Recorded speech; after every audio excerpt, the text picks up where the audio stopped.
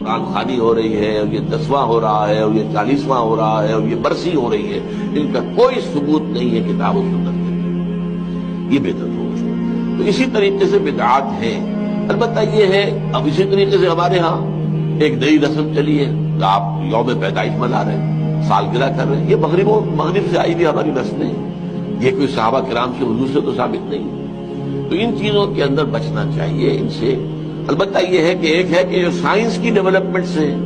اب کوئی کہتے صاحب پھر آپ ریل گاڑی میں سفر کیوں کرتے ہیں، وہ تو صحابہ کے اور حضور کے، یہ سائنس کی ترقی سے جو چیزیں آئی یہ بالکل دوسری چیزیں ہیں، ان میں ثواب کا معاملہ نہیں ہے، یہ تو آپ کی ایک ضرورت ہے جو پوری ہو رہی ہے۔ وہ آپ ہوائی جہاز میں سفر کریں، ٹرین میں سفر کریں، کار میں سفر کریں، یہ جدید ترقیات ہیں، ان سے فائدہ اٹھانا ہے اور ان کو استعمال کرنا ہے، تو یہ اور بات ہے۔ لیکن دین میں کوئی نئی چیز جو حضور اور صحابہ سے ثابت نہ ہو اور اس کو آپ حصول ثواب کی نیت سے کریں،